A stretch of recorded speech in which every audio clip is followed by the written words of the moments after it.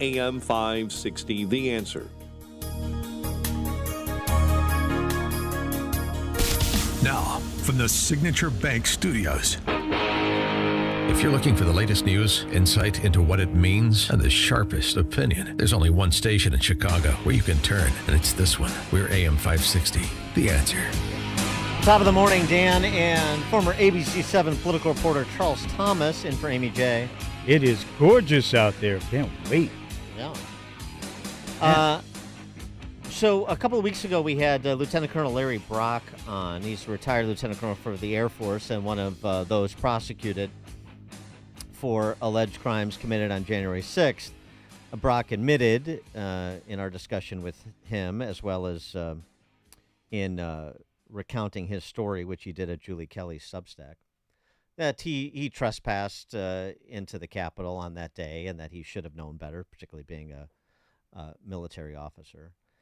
But that he was also helpful to police and didn't engage in any violence of any sort and so forth, wasn't trying to interrupt an official proceeding. And so we got sort of one perspective on someone's saga as part of this, treated as an insurrectionist rather than a trespasser, effectively. So we wanted to get him back. He published a second part of his story, his time behind bars. And then now, of course, with this development, as we were just discussing with Professor Richard Epstein, where the Supreme Court on Friday overturned the use of 1512, the section of Sarbanes-Oxley that has been used to prosecute J6ers for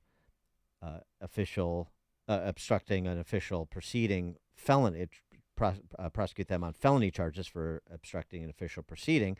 Now that that's been overturned, what does that do for his particular circumstances and, frankly, hundreds of others of those who have been prosecuted for criminal trespass on January 6th?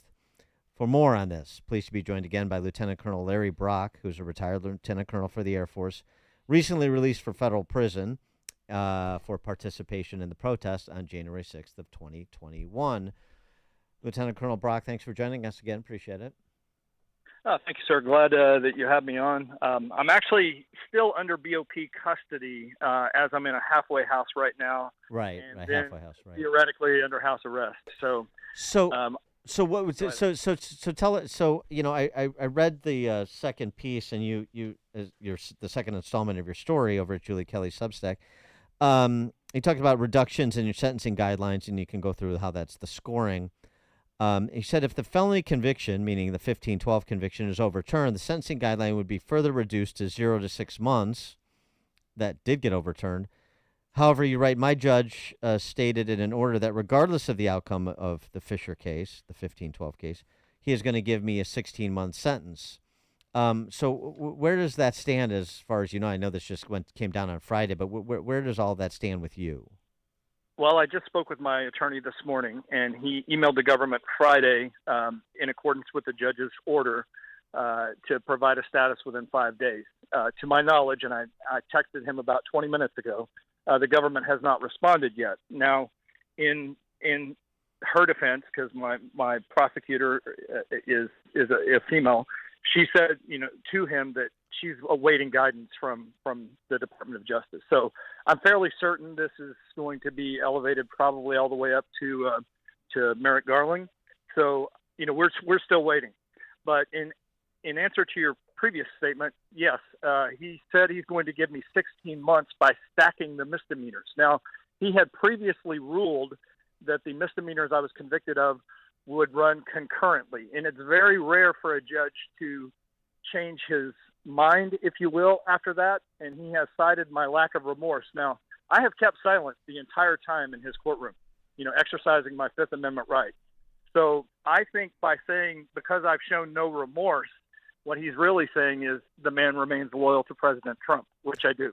So just to again provide some of the backstory here. So the only felony charge you were facing was the 1512 charge.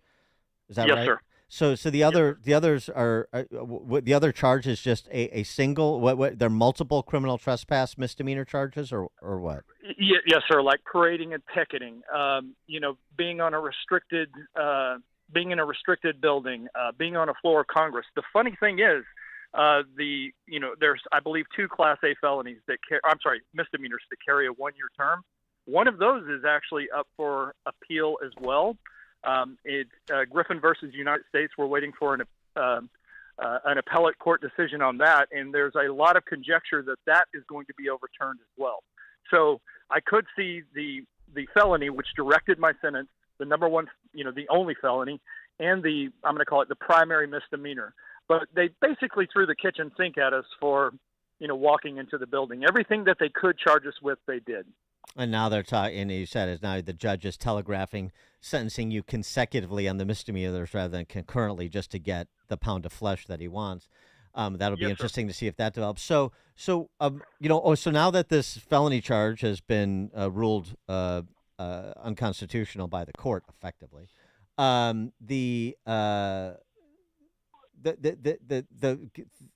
give us the story of how much time you have spent behind bars since January 6th of 2021. Well, right now, just actual physical sentence, it's at 13 months. Actually, today's July 1st, so I'm starting my 14th month. But with federal good time, which is, 15% of your sentence is allocated to good time, and with what's called the First Step Act credit time, I have over 300 days of that. So in reality, I should have been released from prison, within a week of the appellate court ruling in my favor in March. So it has been very frustrating to remain in prison, awaiting his decision. Again, he's a federal judge. He can do anything he wants, and I have respect for his position on the bench. But he is leaving me languishing in prison, as you said, getting his pound of flesh. And so whatever sentence he imposes, I mean, at this point, it would be time served, right? One would hope. Well, I guess if he does it consecutively, then he could do 2 years or right? Yes, sir. But honestly, 2 years is served as of 20th of August, according to the BOP, and I think that number is going to roll backwards into July as we, the way First Step Act works, it rolls backwards as you serve time. So it's a little bit of a moving target, but yeah, I will have served his original 2-year sentence. So essentially, I will derive zero benefit from Congress changing the law, from the appellate court ruling in my favor, and now the Supreme Court ruling in my favor. Have you talked to your attorney about this Supreme Court decision and what potential civil legal avenues you have against the Department of Justice? No, sir. We have not pursued that yet.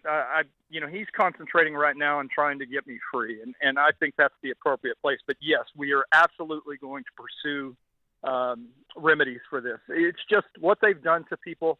It's not right. I don't believe it reflects the values of the American people, and I hope to have the opportunity in court to prove that. And damages of some type need to be awarded. I mean, they've destroyed my 2 careers. They've taken my time away from, my 7-year-old son at the time. And now I need to get some type of life back. And so I think, honestly, the court system is my only remedy for that. Hi, this is Charles Thomas with a question that you don't have to answer if you don't want to, but do you have any regrets about going to Washington, to the Capitol that day? No, okay, let me be very careful on how I say that. I regret going into the building because I should have known better. And honestly, had one police officer said, don't go in, I would not have gone in. Had one said, leave, I would have left. I would have obeyed the police as I did, all day long. However, like many Americans, I still believe that election was stolen. The president asked us to come and peacefully protest to embolden the GOP. And so it was the right thing to do to peacefully protest. It was never the right thing for people that were on my side of the political aisle to break through fencing, to protest in a manner that is not peaceful. So I have no regrets for going there. I have regrets for, I'm going to call it the outcome, and for my own personal decision to go into the building.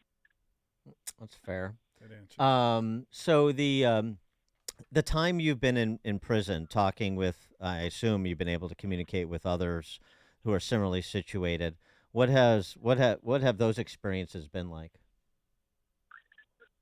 Well, my time in prison, I believe, was I'm going to call it aggravated by an activist guard inside Springfield. Springfield, Missouri. Yes, sir, Springfield, Missouri. I was put in the hole, the segregated housing unit, for 131 days total, 127 one time, and then 4 days just as I'm going to let you know I can get you from the captain. I believe personally that they tried to have me killed. Again, that's my belief, by placing a mentally ill inmate in my cell for 21 days and leaving him there despite the fact that I asked for him to be moved, or me to be moved, every single day. I believe when they tried to transfer me amongst actual Islamic terrorists in the communications management unit at Terre Haute, that was tantamount to a death sentence, because they were trying to engineer homicide by inmate. And then they actually moved an Al-Qaeda member within 6 feet of where I slept once I was actually out of the hole. Now, the odds of that are less than 1%. So I don't believe it was random. Now, this follows. Were you attacked or injured at any point when you were in custody? I was threatened a couple of times, but again, I'm 6'3", and I'll be honest, the guard kind of helped me out because he saw a little bit of what was developing, and he basically told the inmate, "You know who the guy is in this prison that's probably killed the most people? Him." And he pointed at me. So again, I'm not discussing that. I was privileged to serve my country in combat, but it's a nice little, I'm going to call it, reminder to some people that violence can be just in some ways. So it stops that prisoner from his action. And so you're waiting for the federal judge to make a determination on sentence, and so you can have an understanding of when you're going home. That's where you're at right now. Yes, sir. Now, again, if you were to read his order, he gave both the prosecution and the defense 5 days to get a status to him. So I think his hope is that they will come to some form of agreement on that. That way he can, dispense with my case and move on with his docket. So, I don't that means believe that will occur. Oh, you don't believe that will go? So it's still open-ended. You're waiting. The prosecutor said she's waiting to hear from DOJ, and you're waiting to hear from your attorney and those communications. But Yes, the hope is that, and it was particularly with the volume of cases, they're going to have to. It's going to be very difficult for them to stonewall this for very much longer because people are paying attention. So it's the hope is that you're going to get some sort of indication, perhaps before the week is out. But I would like to highlight the fact that my attorney has pointed out to this judge, at multiple times, he's filed no less than 4, release pending appeal requests with the court, both with the district court and the Court of Appeals, where my case was for a while. And they're just not letting us out. I don't know what to say. I mean, I think it's fairly gross when my sentencing guideline is 0 to 6 months, and I was sentenced at the bottom of the guideline originally, and he's saying he's going to give me 2.5 times that sentence, the maximum end of the guideline. This is for no priors and no violence, and actively protected the police on that day. So, again, this whole 1512 narrative has been used as a cudgel to silence the America First movement. And I'm very thankful that the Supreme Court acted in the manner they did. Lieutenant Colonel Larry Brock, a retired lieutenant colonel for the Air Force, and again, hoping that he gets an indication very soon from his attorney by way of DOJ, by way of the judge in his case, so that he can be released and back with his family. Lieutenant Colonel Brock, thanks so much for joining us. Appreciate it. Thank you, sir. And he joined us on the Turnkey.Pro answer line. There's only one radio show in Chicago talking about today's biggest stories and telling you what they really mean. That show is this one, Chicago's Morning Answer on AM 560, The Answer. They're Trump's most diehard fans in the front row at every Trump rally. You had to love the United States of America. You had to support Mr. Donald Trump's re-election. Trump's Front Row Joes is the new 2-part documentary offering the first inside look at the men and women standing shoulder to shoulder with Trump in the greatest political movement in American history. The kind of basis for all the rallies, there's like dead fans. Like-minded people following their hero all around the country, exhausting their bank accounts, camping out for days in the freezing cold and scorching heat to support Trump's re-election and make America great again. The Front Row Joes are very successful.